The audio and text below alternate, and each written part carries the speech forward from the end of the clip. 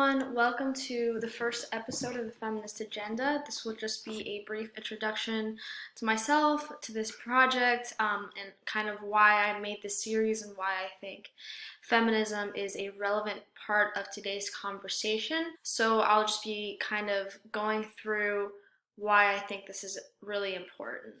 So, just to begin with, I am a current junior at the University of Rochester. I am a political science major and a history minor with a concentration in human trafficking law.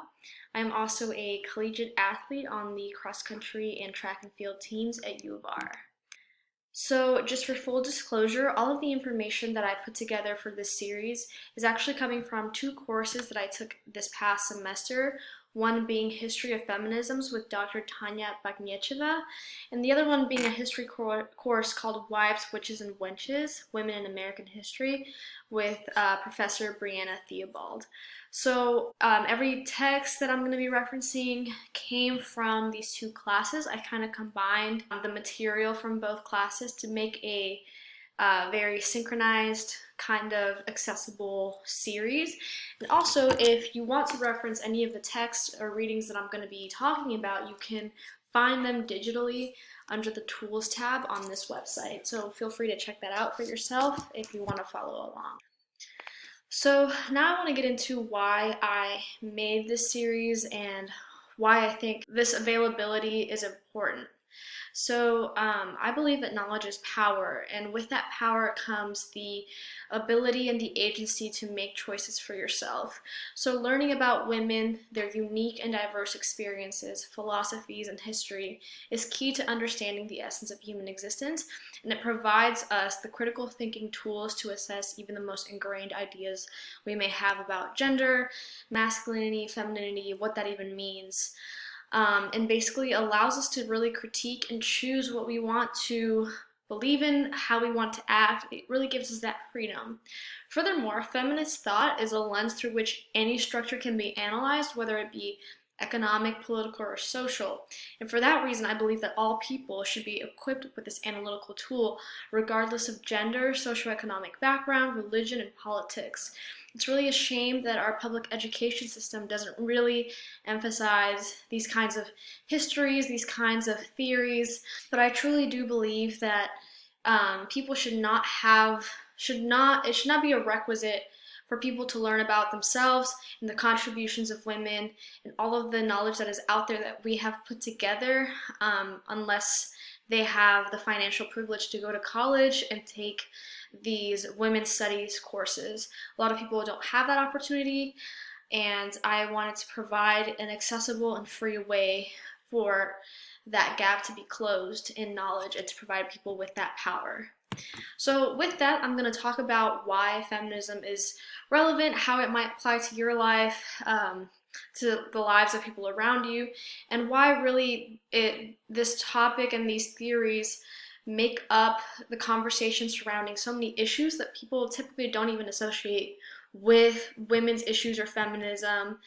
So right here I'm showing you some statistics that pertain to certain issues that we are facing today, not only in the United States, but a lot of these are prevalent issues around the world.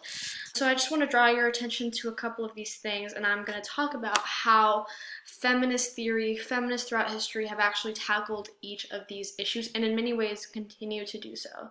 So beginning with rape, according to the Office for Victims of Crime, over their lifetime, 19% of women and 2% of men will have been raped in the United States. Domestic violence. According to the National Coalition Against Domestic Violence in the U.S., domestic violence accounts for 15% of all violent crime.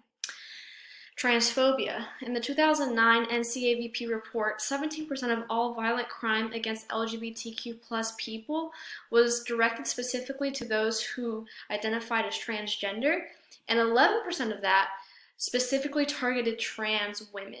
Another problem, incarceration rates. In 2017, there were 1,549 Black prisoners for every 100,000 Black adults, which is nearly 6 times the imprisonment rate for white adults.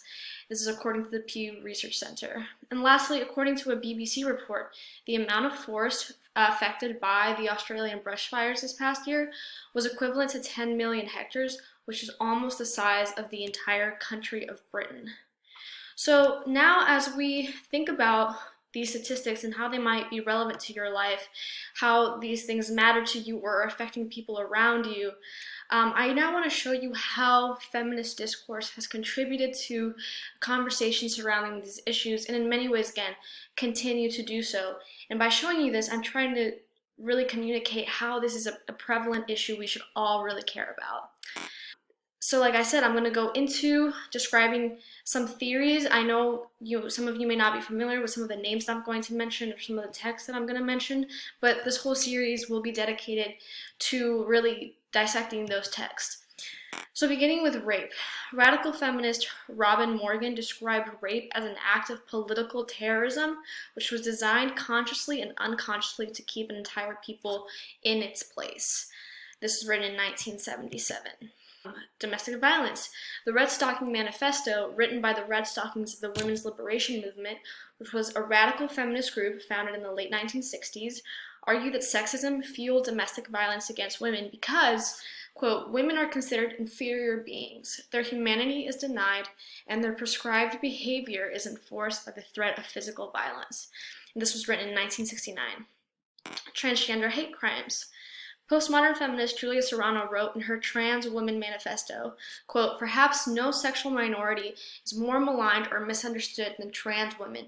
As a group, we have been systematically pathologized by the medical and psychological establishment, sensationalized and ridiculed by the media, marginalized by mainstream lesbian and gay organizations, and in many instances been made the victims of violence at the hands of men who feel that we somehow threaten their masculinity and heterosexuality.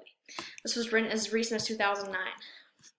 Incarceration rates. Intersectional feminist Bell Hooks, who, yes, she does spell her name with lowercase letters, so I wanted to honor her decision to do that here, believe that in the US, the combined forces of a booming prison system and a workfare-oriented welfare system, in conjunction with conservative immigration policy, create and condone the conditions for indentured slavery today.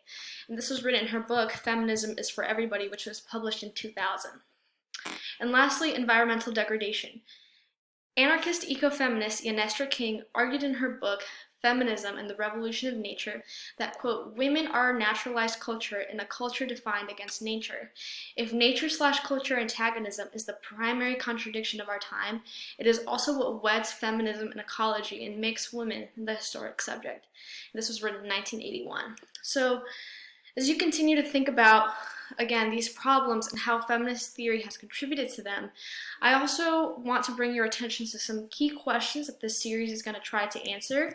Some of them including, what is feminism? Can we have a universal definition of feminism? How does the definition determine if we can have a quote-unquote unified movement? Do we need a unified movement? What is patriarchy and in what ways does it manifest itself? What is the relationship between feminist theory and practice? And lastly, what is intersectionality and why do we need it to understand feminism? Another thing that I want to emphasize that this series will hopefully provide everybody some essential understandings, including, number one, feminism is not a monolith.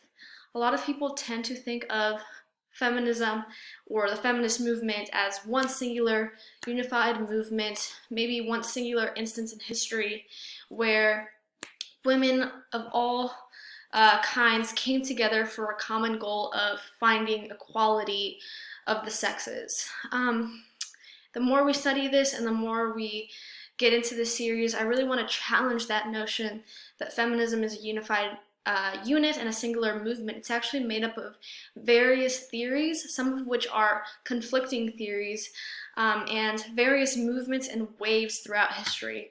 And it's made up of different kinds of people, and it's made up of men, women, and non-binary people as well. So I really want to expand that definition throughout the series and kind of challenge some common misconceptions about feminism. Number two, intersectionality is a key to understanding the story of feminisms in the US. And my next video is actually going to talk about this concept. I'm going to explain what intersectionality is, where it comes from, why it matters, and how we can use it to really understand the story of feminisms. Number 3, each type and wave of feminism is made up of women and men from different socioeconomic, cultural, gender, and racial realities. And this is directly connected to number 2. Number 4, feminism is more than activism alone. It requires a deep and multifaceted understanding of sources and manifestations of power and oppression. So a lot of people think that feminism is kind of, again, like women protesting, people going out to the streets, marching on Washington. That is one side of feminism, but there's actually a whole side of feminism which is purely philosophical, theoretical reading. It's actually it's actually very, very academic and educational, and I think that we need to, again, kind of wed these two concepts together so that we truly understand what it means to be a feminist, what it means to be an ally, an advocate, but also an academic about this topic. And lastly, number 5, feminism is for and by everybody. So that is it for this video, just a brief introduction, and I will see you guys next time for an introduction to feminist thought and the historical origins of feminist theory. Thank you and have a great day.